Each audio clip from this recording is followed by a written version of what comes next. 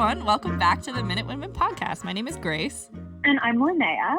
And you can probably notice right off the bat that Linnea has a little bit of a different sound quality today. This is true because I am currently sitting far, far away from Grace and Marc in the comfort of my very isolated family cottage. Cabin in the woods.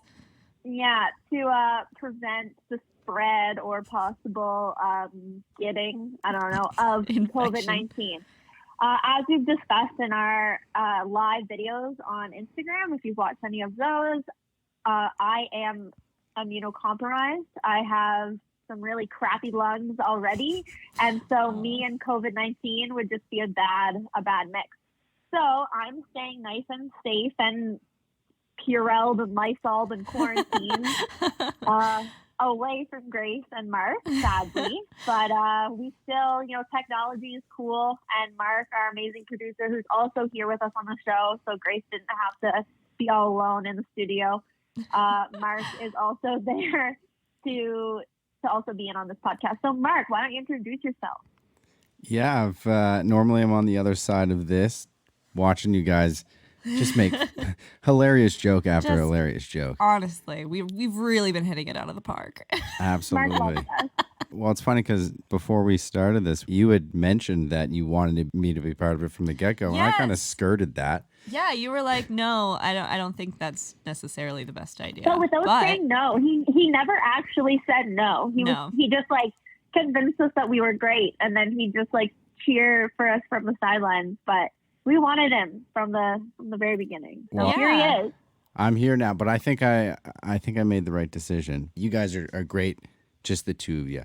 Oh. And yes, it is a special occasion, an unfortunate special occasion, I suppose, that I'm joining you for this episode, but I'm happy to take part. Yeah. And for me and Marc, it was always a priority to make sure that Linnea was as healthy and safe as possible during this uneasy time. But yeah, we, make the best of a bad situation and have our first guest on, sort of. It's like a half guest. Oh, no. We don't want to waste our first guest on me. I don't count. That's fair. Our first third mic'd person. Join us on this journey. Join us on this journey. Learn about Canadian history. Yeah. Super exciting. I am ready. Are you ready? Okay. Yeah. So this week's episode, which was just like an episode I picked randomly out of a hat, is Louis Frontenac, Governor Frontenac.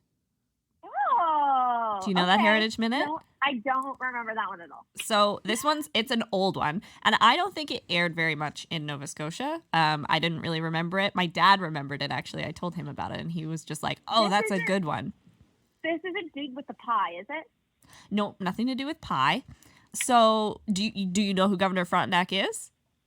Well, I'm assuming it has something to do with the hotel.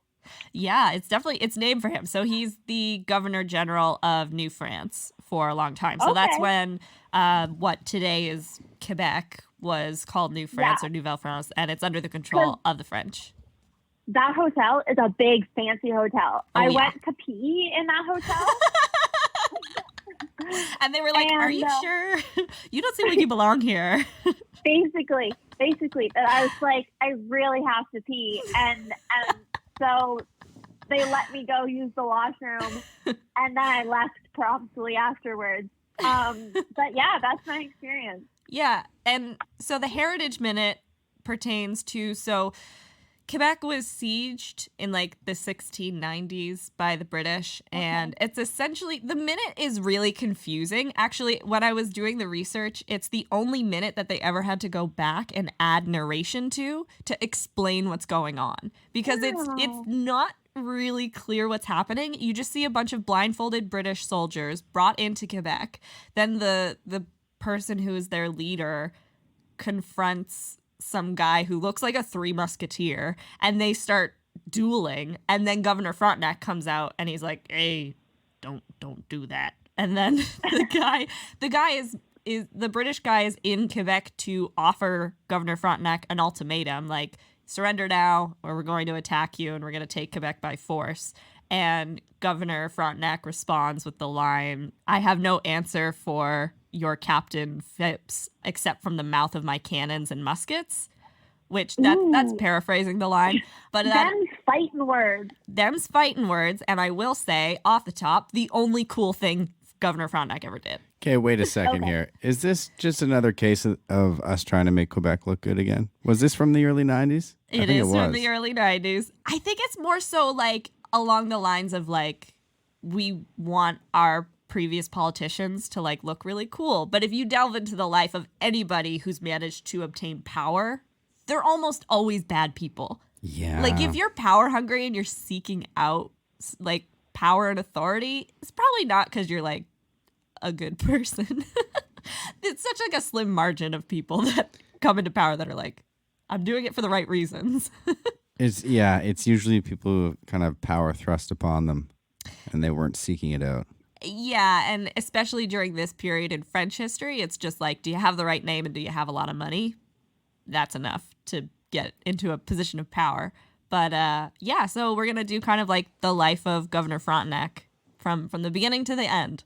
Are you ready? I love it. I'm ready. Alrighty, sounds good. All right, buckle up, Linnea. Buckle up. I am buckled. Louis de Boide, the Comte de Frontenac, was born on May 12th, 1622, which I think makes this the earliest one we've done so far, probably. That is a long, long time ago. Long, long time ago.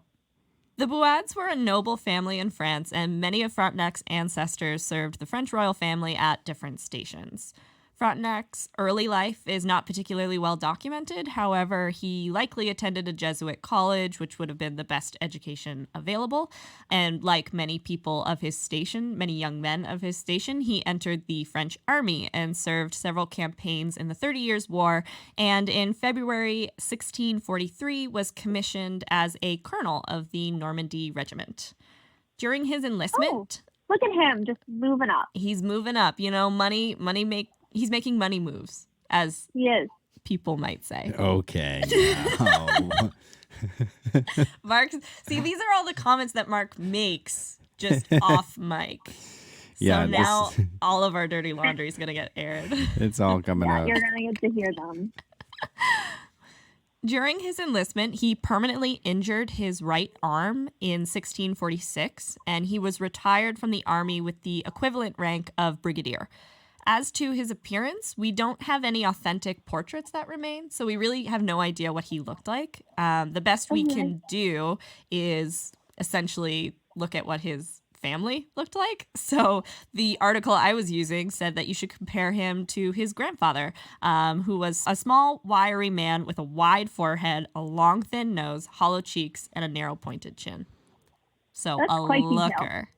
That is a harsh way to describe someone. That is not a Dr. Penfield. That is the opposite. He's not going to be a hunk. No. He's not going to be one of the Minutewomen hunks. Going to tell you that right now. So, out of military service, Frontenac resided at the royal court. And like so many of his station, he lived extremely extravagantly and well beyond his means. In October 1648, he secretly married Anne de la Grange. She was the daughter of a seigneur, so someone who's fairly high up in French society. She was noted for her rare physical beauty. I love this, she's like rare physical beauty. And no one's looking good these days. Her portrait actually hung in the Palace of Versailles. So I don't think she's that well connected with the royal family, but her portrait is in Versailles, which is like, oh, wow, she must be really beautiful. Did you look at her portrait? I did not, but you can look it up if you would like. Well, I just want to know what rare beauty is. Is this still... This seems like childbearing age, so I'm just like, oh, she probably just had massive hips. Oh, yeah. I mean, like, we're talking as white as you can be. Yeah. We're about like a century and a quarter before like Marie Antoinette and the French Revolution. So if you're thinking fashion, I would say like a more subtle version of that. I don't think they're quite as extravagant yet in the like really exaggerated like dresses that were like bell shaped and like the crazy like pompous hair and stuff. Probably a hoop skirt though. Oh yeah, for sure. For the uppers. She was also known for a very imperious temperament, and she had a quick, biting wit. Her Just father... like you, Grace. Oh, stop it. But keep going. Her father was extremely opposed to the marriage and put many obstacles in the way of the two getting married, including incarcerating his own daughter in a convent, which is fun. Go live with the nuns for a little bit. You can't come out. You can't see the light of day. Oh, we do have a little quarantine, actually. That's a little quarantine-y. No.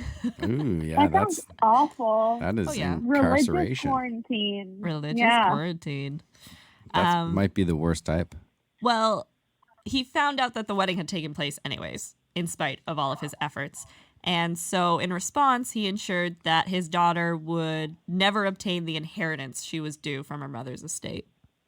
Aww. Which is cold. Ouch. Cold-blooded. Ice cold. Ice cold. Which I think is a good early sign that maybe Frontenac is not a cool guy. But we're going to get into that a little later. Ooh, a little bit of foreshadowing, maybe. Foreshadowing. I'm excited. Wait, you mean the minute didn't depict him the way he actually is in history? Shocker. Shocker. Oh my gosh, it's like minutes aren't the most accurate representations of history in the world. But that's okay. We still love them. What? No. We love them for their melodrama, not for their accuracy. So the couple would only have one child during their marriage. His name was Francois Louis, and he was largely raised by the family's servants. So not very attentive parents. Not a good daddy. It doesn't seem like he's very involved in the life of his child. The young couple took up residence in Paris and spent all of their time at the court. So Frontenac's extravagance was even extravagant in, like, the court's eyes. Like, the people he's hanging out with are like, whoa, this guy is going to, like, the extreme in terms of, like, wealth. He hosts all these, like, really extravagant dinner parties. Whenever he's, like, at dinner or supper, he's always complimenting, like, the food that's being served at his own table. Like, he's like, my staff and my kitchen is the best in Paris. I'm always, like, trying new things there. Like the original Gatsby. Kind of, well, yeah. I was thinking, like, have you ever watched the movie Rocket Man? Very much like Elton John. Interesting comparison. But, like, as we'll get into, Elton John... Picturing feathers. Maybe in the aesthetic, but at least Elton John has, like, talent. Like, this dude, I'm telling you, not a whole lot going on. Okay. By 1664, Frontenac had accumulated 350,000 livres of debt. So livre is the French currency. It's French for pound. That's a lot of money. And he was forced to legally bind himself to pay off the debt within 4 years, which he never intended to do. Instead, he evaded creditors by accepting an appointment of lieutenant general in the Venetian forces in Crete, which were defending the island against Turkish invasion in 1669. And it wasn't long before Frontenac began arguing with other senior officers, and he was promptly dismissed in September of the same year. Ooh, So he does not have a good track record with employment. No, he doesn't get along well with people. Yeah, it doesn't seem like he likes people that much. No, I don't think anybody likes him. And so he has this, like, brief Greek adventure, and then he comes back to France. 3 years later, Frontenac accepted the position of Governor General of New France. The pay Why do they give him that? Why do they think he should have this job? Because he's got money and he's got a name. Yeah, Linnea, we went over this, and I know it's frustrating, but it happens all over history. Mark is just the bad news bear. So the job doesn't have a lot of prestige, nor does it have a great pay, but it did block his creditors from attempting to seize all of his property, which he had written into the contract. So he's like, I'll go do this job in New France if you write into the contract that creditors will not be allowed to take my stuff. And they're like, fine. So he's not stupid. He's not stupid. He's just extremely self-serving. Okay. He's a little greasy, as us Maritimers would say. He's a little greasy. He's a little greasy. He's a little greasy. Well, greasy. Yeah. So on the 28th of June, 1672, Frontenac sailed from La Rochelle to New France. His wife and son would not be accompanying him, But this wasn't totally uncommon given that his wife would actually be more of use if she stayed in Paris and represented the family's wants and desires in court. So she can speak on his behalf in person in Paris. Okay. Also, like, I mean, who would leave Paris for Quebec? Especially during this time. Like, sorry. True. There were rumors that the couple was very unhappy. So there was a Mademoiselle de Montpensier who thought the two argued, and she rumored that the two did not share a bed.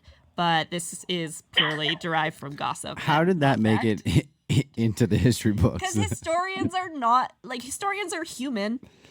I love that. Like, this They just want woman's to talk, like, smack. she only pops up in history right there. Gossip. I love that. Yeah, she's also the one that was like, oh, and his dinner parties, he's, like, so full of himself. Like, Exactly. that's who she is. And she's a mademoiselle. She's not married, so. Ooh. Ooh, we can, you know, make fun of We her, can too. drag her all we want. Let's drag Mademoiselle de Montpensier.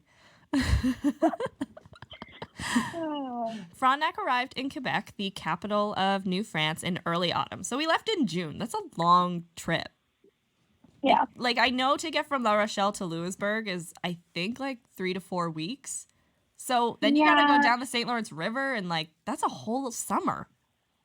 And in the 1600s, they also weren't like prime navigators yet. Like they were True. trying their very best, but like things weren't mapped out and things were new. So I'm sure it wasn't That's as true. smooth as it would be today. I'm sure Frontenac was like, no, we have to stop here. We have to stop. I need to have a picnic. I have to buy some new furs. I need to buy some new furs. This mink just isn't working anymore. Exactly. I want polar bear. The seasons change. Yeah, Even they're to like, new color. they're just like, there's no polar bear here or during this season. And he's just like, make it work. So it soon became apparent that Frontenac did not understand that his office did not give him dictator-like control over the colonies, and that there were actually limits to his power. So he's not dealing with that very well. Frontenac had control over the military, and he had a veto power over the decisions of other officials, but that was only to be used during very extreme cases.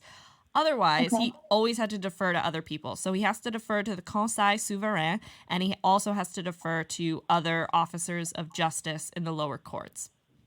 And all matters concerning justice, finance, and general administration were not in his control, but they were to be dealt with by the intendant of the colony. So that's like a pretty common structure. He's just a name. People don't trust him.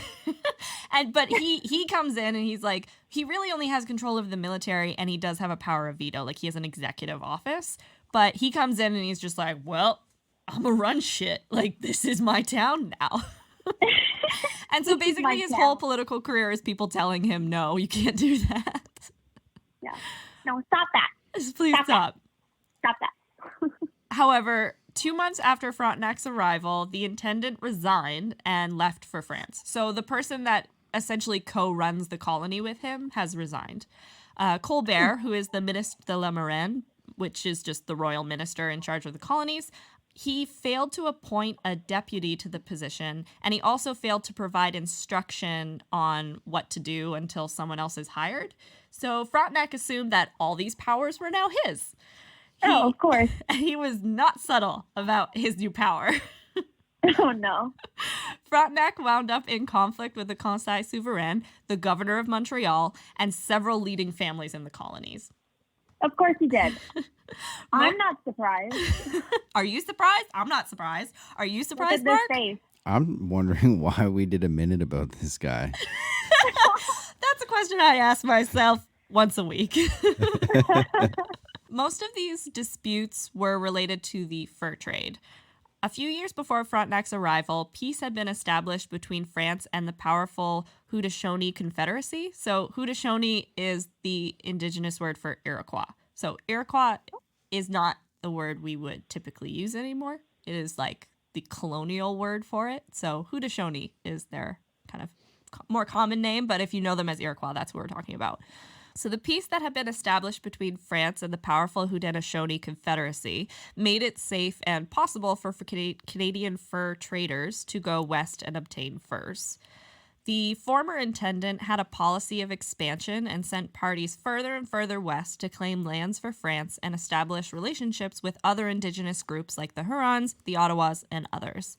Ultimately, the former intendant had wanted to establish a vast fur trading empire, but Colbert, the minister of the Marin, had opposed this, believing they needed a strong base of operation in the St. Lawrence River Valley before expanding. So that's everything that had taken place before Frontenac had arrived.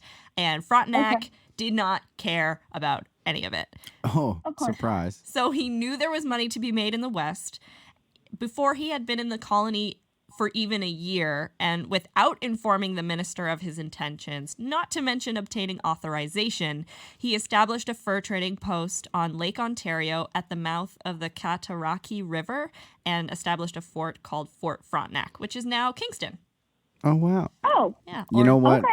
I mean, Frontenac, we've established, bit of an asshole. Bit of an asshole. He's a go-getter. Yeah, you do have to admire his can-do attitude. I don't know if it's can-do attitude. It's just like, I don't give a shit. Like, he's just like walking around the world with middle fingers up. Like He's just like, I can and will do whatever the fuck I want. Someone shows him the rule book, and he's like, I don't see a rule book. And then he walks away. And I can't read. I am such a rule lover. Like, I love rules. I want there to be order. And this guy is everything I hate. He's Donald Trump. Like, he is Trump right now. He's just like, I don't care what you say. I'm going to do whatever I want, mostly for my own personal benefit. It's true. Yeah. Yeah. We got ourselves a Trump up here just 400 years ago. Yeah. Oh, it's always been bad. That's what you learn about history. It's always been bad. But that means, so bad. We are at the best time in history. In some ways we day. are, for sure. It's like last episode, like people who are like, oh, I wish I could like time travel to like revolutionary France, or I could time travel to like whenever. I'm like, no. Open a book and read any account and just realize that there's shit in the streets. Like, that's life, and I don't want it. Yeah. Well, I have a low bar of expectations in my life, and shit in the streets, it's lower than my bar. We were talking about this today because my mom was like, yeah, you know, for weddings, brides didn't carry flowers because they were pretty. It used to be so that like they smelled good because people smelled so bad. Yeah. And I was like, I do not want to go back to a time when it was like chill for people to smell like garbage and filth. Yeah, 100%. No, thank you. Especially when there's this period in history where they think that like taking a bath is bad for you. Like they think that cleaning is not good for you. Like it took a while for us to figure like basic stuff out. And I'm just happy that I live in a time where we've figured out that showering is good. The increased competition in the fur trade was not welcomed by the people of Montreal, especially their governor, François-Marie Perrot, who saw Frontenac's attempts to gain control of a large part of the Western fur trade as direct competition and encroachment. So essentially the people of Montreal, who are further west than the people in Quebec, are annoyed because they feel like the Quebec people are like stepping on their turf. And you can make a bunch of money in the fur trade, so they don't want anyone taking their cut. In response, Frontenac had the governor of Montreal arrested for no real reason. Wow. Yeah. That's extreme. Who listened to his orders? I guess, like, that is the one thing that I kept, like, I'm like, who keeps, like, doing what he says? But they keep doing it. They're like, I guess we gotta go arrest the governor of Montreal? I guess. What did he have over these people? I guess. Yeah, he had dirt. He had dirt. And probably their paychecks, but like Yeah. Oh yeah, probably fair. their paycheck. Money moves. Not even their paychecks. Their little hands of gold coins. Money for the poor. So Perrot, the governor of Montreal, was left to defend himself in front of the Conseil. Back in Montreal, a member of the clergy, the Abbé Fenelon, spoke out from the pulpit in criticism of Frontenac's actions. Frontenac had him arrested too. Eventually, word of all of this reached France, and Louis XIV and Colbert had Frontenac reprimanded. Colbert now took steps to appoint an intendant to fill the power vacuum Frontenac had abused. At the same time, the Governor General's power to appoint members of the Conseil Souverain conjointly with the bishop was removed. So previously, he had some control over the Conseil, which is essentially like his council, his legislative house. Because he could appoint members to it. But they had to take that power away because they're like, you can't just arrest people all the time. Like, we have to make sure you don't have as much power as you had before. So, which is the best decision. Yeah, I'm happy that they're stepping in. They're like, ooh. That's the other thing. There's a big time delay. Like, it took him 3 months to get to Quebec, and he's the highest authority in the colonies. So anyone who can reprimand him, they're all back in France. So it takes months for them to respond to any of the garbage that he's doing. He's just running off the deep end. Exactly. Yeah, like they need, like any kind of intervention that needs to take place takes forever to actually happen. So he kind of has the run of the mill for a while. So now that he can't appoint members to the Conseil, they're basically a independent body and they can defy the governor on occasion. Frontenac hated this, and he didn't make and he didn't make working under the new system easy for anyone. He immediately engaged in fights with the new intendant and the Conseil. On one occasion, he arbitrarily imprisoned the clerk of the court. On another, he had a Montreal judge who had annoyed him incarcerated for 2 months and fined 200 livres. And then during the winter of 1678 to 79, he attempted to reduce the intendant and the Conseil to subservience. So essentially, he's just trying to take control over those positions again. If there were like political cartoons during this time, there'd be like a cartoon of him laying on the ground, just like kicking and screaming like a baby. I feel like at this point in his head, he's like, I'm going to be the king of New France. Yeah, like I really like. It doesn't seem like he ever is. He never wants to like be more powerful than the people in France, but he needs to have all of the authority in this colony, in this little bubble that he lives in. He needs to have all of the power. So the dispute of the 78 to 79 began when Frontenac claimed that his powers were being denied by the King's Declaration of 1675 to preside over meetings of the council. So in 1675, the king had declared that he can't appoint members anymore to the Conseil. He can't preside over their meetings anymore. The Conseil denied his demands, and he exiled the attorney general and 2 counselors and ordered them back to France. So as soon as someone disagrees with him, he's like, jail. Go back to France. Like, bye. Just get them out of the room. During this time, the work of the Conseil Souverain was completely disrupted. Only one of the 3 officials that he had forced to go back to France actually ever went back to France. But this official was able to give an account of everything that had been taking place in Quebec, and Louis XIV and Colbert agreed that Frontenac was definitely in the wrong. So the only reason that he didn't get fired at this point is because his wife and friends at the court are using all of their influence and power to make sure that he doesn't get fired.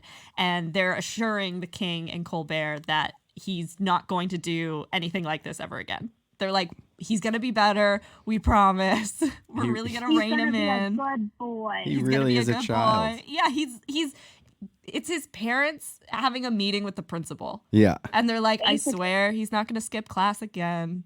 I swear he's not going to go up to the teacher and say, you're not the teacher anymore. I'm the teacher now, and force her to leave the room. Like, So the Conseil had won this debate with Frontenac, and now they began prosecuting some of Frontenac's associates for infringements of the royal edicts governing the fur trade.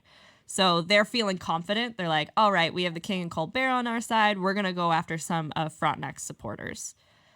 During the expansion of the fur trade, Frontenac's associates came into conflict with the Haudenosaunee, who were determined to seize the Ohio Valley area for themselves and had the strength to resist French encroachment.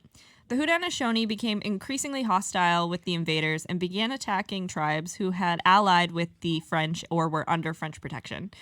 When these tribes went to Frontenac for help, he refused, obviously, because he's a jerk. They're like, hey, you said that if we allied with you, we would get protections and stuff. And he's like, no, JK, I was lying. Instead, he tried to appease the Haudenosaunee, which merely emboldened them to begin pillaging French canoes and attacking French posts in the west. At the same time, the Hudson's Bay Company was inducing indigenous groups to stop trading with the French and trade with them instead. French fur traders called for Frontenac to intervene, but out of fear of coming into conflict with the English, Frontenac did nothing. Wow. So when push comes to shove. Exactly. Like, now we've got, like, fighting going on, and he's like, oh, I don't want to. Wow. And he's just like, guys, I'm a little scared. I'm just going to hide under my mink furs and just not help you.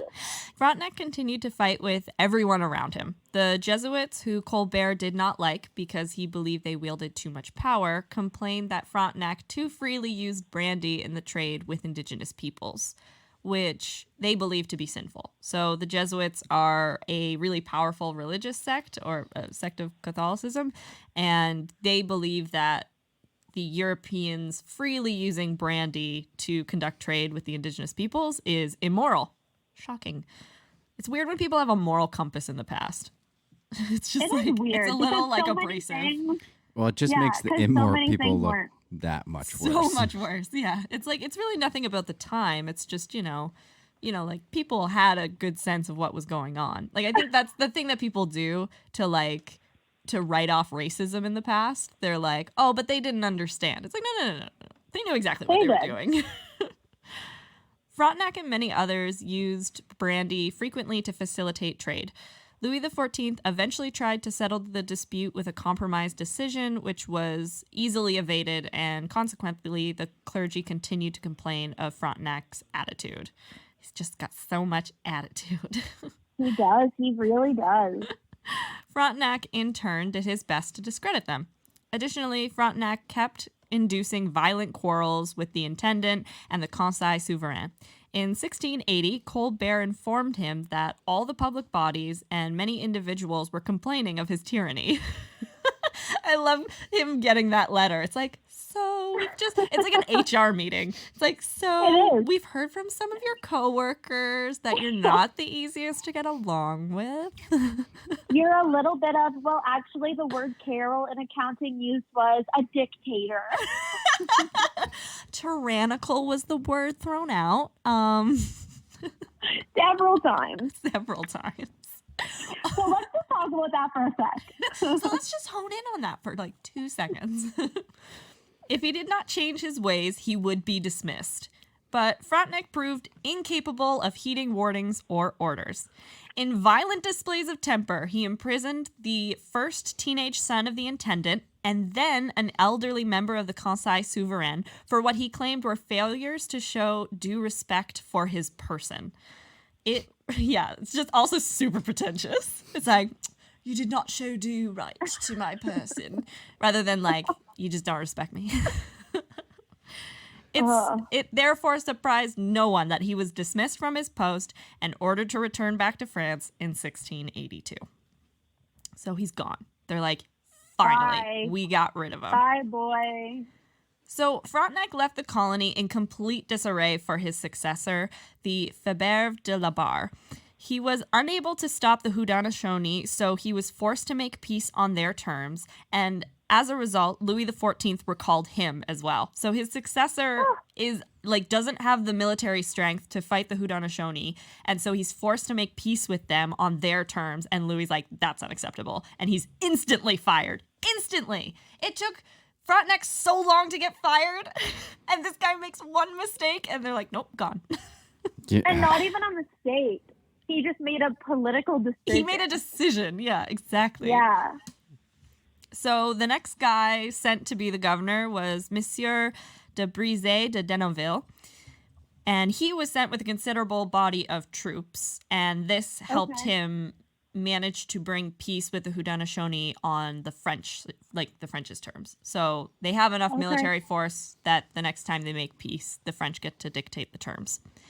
Before this treaty could be ratified, however, the War of the League of Augsburg broke out in Europe, and the Haudenosaunee learned from the New York authorities that France and England were at war before news reached Quebec.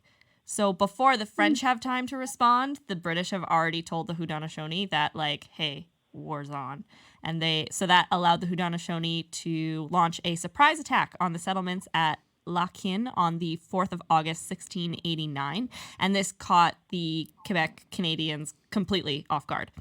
Heavy casualties were inflicted and many farms were destroyed. So wait, basically the English were like, hey, France isn't paying attention right now. Yeah, like the British, like I think the reason is just like the British are further east, so they get the news first. And then they were able to enlist the Haudenosaunee to attack the French before the French were before the French even knew that war was happening. Meanwhile, back in France, Frontenac was trying to convince everyone that he deserved another appointment. He deserves another shot.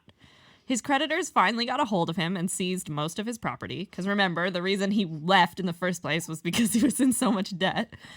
He was living in modest means for his standards when word from the colonies arrived in 1688 of the conflicts that had been taking place and the proposal for a combined land and sea attack on New York.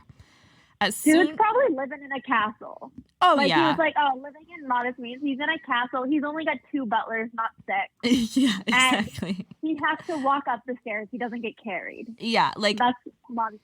I'm sure his and like he's like vomiting at how poor he thinks he is right now.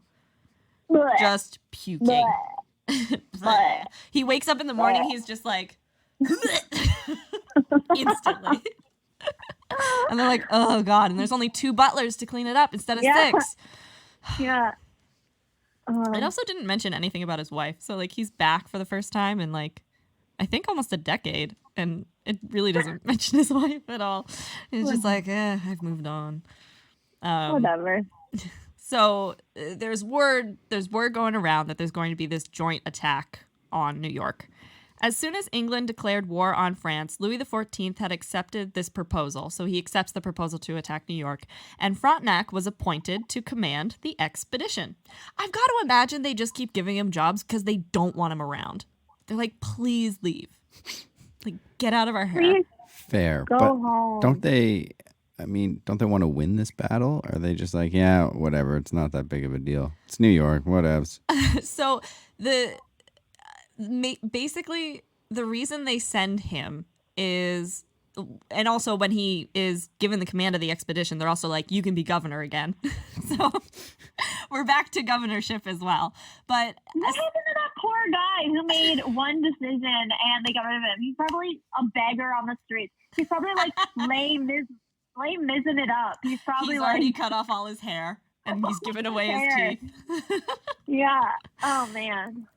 Essentially, the reason that they appoint him is because they saw that the colony had kind of fallen apart. But by fall apart, they mean like they made peace with the Haudenosaunee on their terms. But in their eyes, everything is falling apart. And they think that even though Frontenac was bad, he was the guy holding it all together. When in reality, he had just set all of those disastrous things in motion and then left before he had to face any of the real consequences of it. But they were just like, oh, I guess Frontenac was actually doing a good job. The other reason they put him in command is that the war is not just happening in the colonies, it's mostly happening in Europe. And so they need their most veteran military commanders actually defending France. Canada is like way less of a priority. So like in terms of military office, it's way less significant in their eyes. Okay. That's fair. Yeah. So the expedition was delayed 6 weeks and did not reach Quebec until October 12th. By then, it was too late in the season to begin their assault on Albany and Manhattan, and the situation around Frontenac was not looking good. The French needed to defend against the Haudenosaunee attacks, be prepared to attack the English colonies, and provide support for Indigenous allies in the West. But there were some positives for Frontenac. Frontenac had a sizable force now of 1,400 men. He had an intelligent group of counselors around him. And now his own relative was in the position of minister rather than Colbert, which gave him more connections. So Colbert is no longer the minister of the Marin. What happened to Colbert? I think he might have died. Frontenac just outlasting everyone. He's just really just outlasting people. But now his own relative is in that office, which is ultimately a good thing. But Frontenac was instantly like so jealous. He's just like seeing his own relative in a really high position in the court. But I want on it. Exactly. He's like, but what about me? But seeing his own relative in a position with that high a status made Frontenac really jealous. And so every year he would ask the king for a better job. Every single year he writes and he's like, can I have a better job, please? Can I have a better job, please? And every year that plea was never responded to. Just silence. But he just assumed he got it. Yeah, that's what he's like, I'm king now. He just waltzes in like 20th straight year of promotions. He keeps adding chevrons to his coat. So Frontenac attempted to arrange a peace settlement with the Haudenosaunee.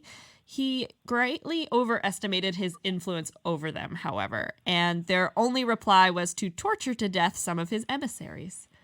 So he sends like some emissaries to go talk with them, and like the Haudenosaunee are historically like the most militant indigenous group in in North America, at least kind of in Canada. And so they like he just assumed that they would like roll over, and they're just like, oh no you guys are dead. We have some murder on the plate. Love it. And after they killed the emissaries, they started attacking Canadian settlements. So it was such a joke to them that they were like, all right, let's just like destroy everything. It was determined the easiest way to confront the Haudenosaunee would be to cut off their supply of weapons from the English who were arming them. And that's the other thing. So the Haudenosaunee are allied with the English. And so the English are like, great, attack the French all the time, please. Here are all of our guns. Do it. Yeah. Do it. Do it. Just do it. 3 war parties were formed in January 1690 and sent to attack small towns along the border to spread fear and raid for supplies. So this is the French attacking like border settlements. The successful attacks raised morale in New France, but it also united British colony forces to prepare for retaliation. So though it is like a short-term benefit, in the long term, it's just the British being like, oh, okay, these guys have like come to play now. It's time for us to like ally. Their plans called for a large force of militia from New York, New England, and Maryland to unite with the Haudenosaunee for an attack on Montreal, while a maritime expedition sailed from Boston under the command of Sir William Phipps to attack Quebec by way of the St. Lawrence River Valley. So That's tricky. I'm going to tell you right now, that is a tricky route to take. Yeah, and there's no chart of the St. Lawrence River until like James Cook during the 7 Years' War. That's like 100 years from now. So the French, like Quebec is so well secured for so long because there's no charts of it, and the French just have connections essentially, like fishermen who can help guide them up the river. The British don't have any of that. Well, and I mean now in modern day, there's like locks to the river, and from the ocean that like allow you to, so that that's just crazy. Yeah, but like, you know what? Sir William Phipps, he's like, I got this. I'm going to sail this boat all the way up that river. All right. You do you. But due to poor planning and an outbreak of smallpox, the attacks on Montreal needed to be sidelined. So they're going to have a land attack on Montreal and a naval attack on Quebec. But they've basically got to write off the attack on Montreal. And the reason you do that is you split French forces. So when Frontenac gets word that the land attack is going to be canceled, he just moves all of his forces to defend Quebec against Phipps' naval attack. So it's really working out for the French right now. On the 16th of October, an officer from the Boston fleet came ashore and was taken before Frontenac and his senior officers and officials. So this is the Heritage Minute. Like, we are now at that point. The emissaries delivered an ultimatum from Phipps demanding the surrender of the colony within the hour, failing which Quebec would be taken by force of arms. To this, Frontenac replied with the ringing phrase, "I have no reply to make to your general other than from the mouths of my cannons and muskets." Which, knowing who he is now, it just doesn't hold the same weight, does it? No, but it's really like, doesn't. it's the only cool thing he ever did. And we made a whole Heritage Minute about it. I thought that was like badass, but now I'm just like, this guy sucks. You gotta imagine he's like, well, I have no reply for your captain other than from the mouth of my cannon. Right? Like, that's definitely how And he said I'm gonna go hide in my safe house. You guys have a fun little war. But it just goes to show that you could be the worst person, and if you get one good line, history will remember you so fondly. Like, you just need a catchphrase. People's attention span is so short. You just need like a cool catchphrase and everyone's like down. The best part is that like that line didn't even lead to like a big battle or anything. There's no like big fight that happens afterwards. Ultimately, there's no like decisive conflict that takes place. The French just kind of waited out the British siege. So the French just haul up in the fortified town, and then the British are like, well, we can't successfully siege, and they leave. The British would not launch another full-scale attack on Canada during the war, and Frontenac's forces fought a guerrilla war against the Haudenosaunee for the remaining 7 years of the conflict. So it's like a decisive victory for the French, but it's not even like exciting. It's not explosive. And he kind of just stumbled upon the victory, like a lot of things in his life. Yeah, it's just him complaining and whining to get stuff, or like him just stumbling upon the solution. Everything about his career is timing. Is he Sir John A.'s dad? Tripping and fumbling and falling into being Governor General of New France. Exactly. We were actually talking earlier about the Sir John A. episode, and we were saying that Isabel, who's our whisper wife, who would whisper to get people really close, she would not be doing well right now. The social distancing thing, she would not hold up. She would not. This would be torture for She'd her. be very sad. Sadder than she already was. The Canadians quickly became as adept as the Haudenosaunee in this forest war of ambush and stealth attacks, where to be taken prisoner meant subjugation to the worst forms of torture that could be devised. Frontenac was not responsible for the vast majority of the successes that took place during this time. Well, I'm glad they mentioned that part. I added that. To make that clear. Yeah, you added that. I added that line. Grace is the real historian, the real MVP of historians. I'm just a real, like, savage historian, just, like, shredding people that I don't like. Frontenac made the most of his colonial life. So he's not in Paris, but he makes the most of it. He entertained lavishly and often enjoyed when officials from Montreal were forced to meet with him at his house rather than the other way around. So he loves forcing people to come to Quebec. You're going to love it. You're going to love it. Please, come over. I'm just so lonely. He had a large entourage at the Chateau de St. Louis, a corps of guards, 2 or 3 secretaries, a chaplain, a physician, and a large number of servants. He was also very popular with the ladies of Quebec because of the big parties that he would throw. So he's like the center of social life in Quebec for like the upper classes. And so ladies are like, ooh, he's having another party. They're going to rouge their cheeks and then they're going to throw on a hoop skirt and head on over to Frontenac's crib. During the winter, amateur plays would be held at the chateau, and some of the parts were taken by the ladies to the horror of the clergy. So I think this is still during the time when like men would be all of the actors in plays. Like in Shakespearean plays, it's men play every single part. What? Do you not know that? No. So in the initial runs of like any Shakespearean play, like Romeo and Juliet, it would be all dudes. Why did they think that was a good idea? Because women shouldn't. We already talked about this kind of in the Marconi episode. His mom, like, theater is associated with like sex work and lower class people. Right. Of course. Yeah. So that has like a big holdover. Not ladies. Yeah, not ladies. So yeah, I think this is still kind of during that time. I don't know if that's true, but clearly the clergy is very upset that women are partaking in the plays.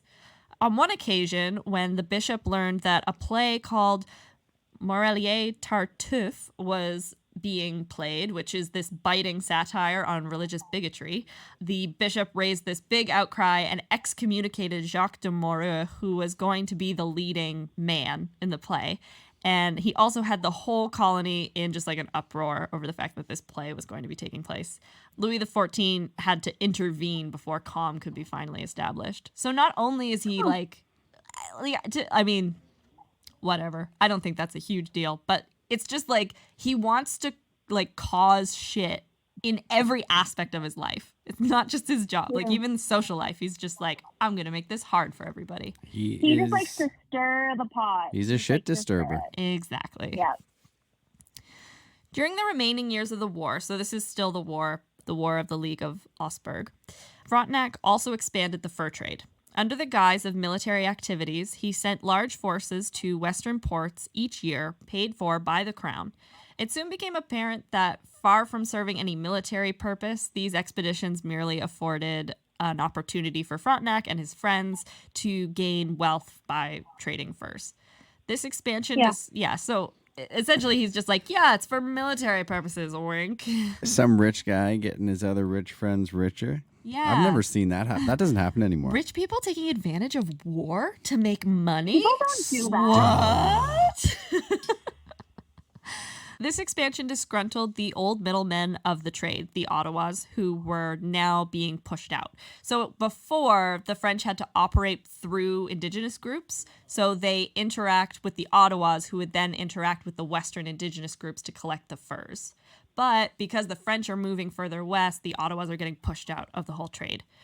Worse still, the Canadians began trading with the Sioux, the traditional enemies of the Ottawa, and supplying them with firearms. So the French just like he just doesn't know what he's doing. Like, he can't manage like relationships with other nations at all. It's like the easiest thing to do is just like not upset them.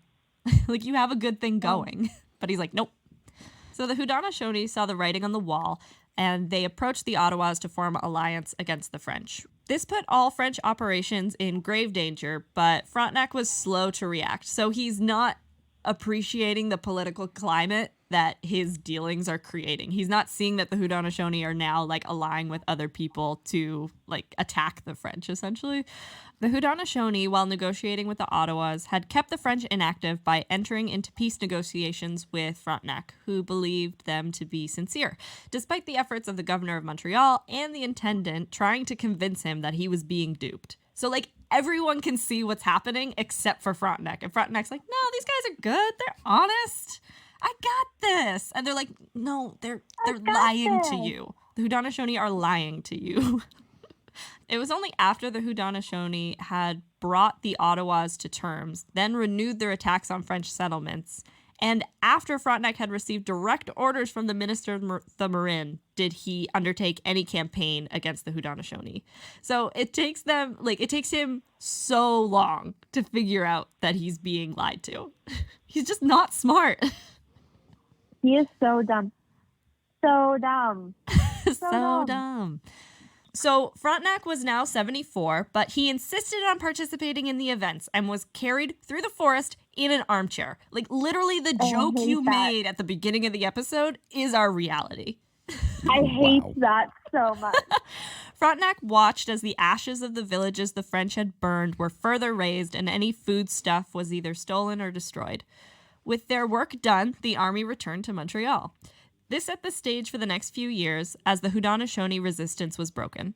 Canadian forces increasingly attacked their villages and destroyed their supplies. The Ottawas also waived their treaty with the Haudenosaunee to ally with the French again. Fighting would continue between the French and the Haudenosaunee until the end of the war in 1698. For some weeks in the autumn of 1698, Frontenac had been in poor health, suffering from asthma. He had to sleep propped up in an armchair, and his strength now began to slowly ebb away. By mid-November... Finally, this guy is going to die. This is the first death that we're just like, oh, finally. Why couldn't he die sooner? By mid-November, he realized that his end was near, and he calmly prepared for it. He made peace with his old antagonists, the intendant, the bishop, and on the 28th of November, the bishop administered extreme unction with the anointing of the sick. So that's like your final rite as a Catholic. Shortly afterwards, he died, and he was buried in the Church of the Recollects of Quebec. Today, towns, monuments, and buildings all across Canada and the U.S. are named for Frontenac. There's even a military base in Afghanistan named for Frontenac. What? Whoa. Yeah. Obviously by people who only saw the minute. Who only saw the minute, because in all honesty, he was a major asshole. And that is the life and times of Governor Frontenac. Yeah, he was so pompous. Definition of pompous. If you look in the Canadian Encyclopedia, it should be a picture of Frontenac next to the word pompous. He just has no redeeming qualities as a person. There's no, like, nice thing I can say about him. He had one cool line. He had a cool line. That was it. Did he even say that? Are we even sure? I don't. That's yeah. Who knows? Maybe he didn't even do that. Right? Because nothing came of it afterwards. Like, I don't think it's confirmed. We're gonna make this a This Minute was Women lame. mystery. So, how did you like it, Linnea? How do you feel about Governor Frontenac? He is a jerk. Very much at all. Yeah. I feel bad for the poor lady that he married. I'm glad that. At least she just got to make money and like not see him ever. That's the thing. Yeah, I feel like she just got to live life large and not have to be around him. So good for her. Yeah. She's ultimately the winner in all of this. But I just, honestly, maybe Frontenac's the winner in all this because after all the bullshit he put people through, he got to die peacefully because of old age. Yeah, that's true. He's definitely the winner. And he has a bunch of stuff named after him and like people just don't question it. And I think that's part of like, that's the thing. Like obviously like monuments and stuff are significant and there's a reason we have them. And there's plenty of good people that have monuments and things and places named after them. But I do think it is something that you don't think critically about and you don't like think about twice. So, you know, you have Chateau Frontenac. It's like, okay, that's a building, you know. Well, think about, especially here in Halifax, what we've dealt with Cornwallis. Yeah, absolutely. And for a really long time, people don't think twice about it until you get another perspective, which is why it's so important to have like minority voices and stuff, because they're the people that can, you know, they have a different memory of those events than we do. But even I think people in Quebec would be like, yeah, Frontenac was a jerk. Like, I can't see anyone hearing this story and being like, because he doesn't even have Quebec's best interest at heart. Yeah. He just has his own interests at heart. Even the Quebecers are like, yeah, we don't really know why you made that minute either. Yeah, like they didn't want it. And I will say that I made a mistake, guys. Now that I'm thinking about it and now that I've like learned more about this minute, I definitely went and peed in the Chateau Laurier, not Chateau Frontenac. I was in Ottawa. And that's Thank you for that clarification, Linnea. the type of And on that note, content I'm here for. And yeah, that's the type of content I've subscribed to. And on that lovely note. I just wanted to conclude this episode by thanking our producer, Marc, for joining. Yeah, thanks for coming on, Marc. Well, thanks for having me. We love you, and we want our listeners to love you as much as we do. You are. Yeah, we've been trying to get him on from like day one, and this is the first time he's actually said yes. So. Well, I'm just such a fan of the chemistry that you two have, so I've been less inclined to kind of break that chemistry up. I hope I did okay today. You did good. Oh, you did great. You did great. You did good, kid. You did good, kid. Better than Frontenac at the very least. Oh, for sure. Way better than that, dude. Yeah, we can all be better than Frontenac. Yes. Yes. Life Be goal, better. Be better than Frontenac. Yeah. Be better than Frontenac. Okay. Just a reminder to go follow and subscribe and download our podcast wherever you listen to your podcast. Also, give us one of those 5-star ratings and a review, maybe, if you're feeling like it. We don't have a lot to do during this quarantine, so go give us a nice little 5-star review. That'd make our day. So. And you can go follow us on Instagram at Minute Women Podcast and Facebook, same handle. We're doing lots of extra content given the quarantine situation. So we're doing a bunch of Instagram live videos, Q&As. We've also started doing mini-sodes on our Instagram. So last week, Linnea taught me all about George Orton, the greatest Canadian athlete you've never heard of. It was super interesting. Highly recommend you go listen to that. And you can also follow us on Twitter. We've actually been using Twitter now. It's lots of fun. So Twitter handle is at The Minute Women. And always feel free to shoot us a direct message. We love to hear from you guys. We love to know what you think of each episode and connections that you can make with the Heritage Minute. So we hope that you're all staying safe during this kind of scary time and you're reaching out to loved ones and friends and staying connected, even though we're all supposed to be socially distancing. And we'll hopefully see you next week. Yeah. Bye, guys. Bye.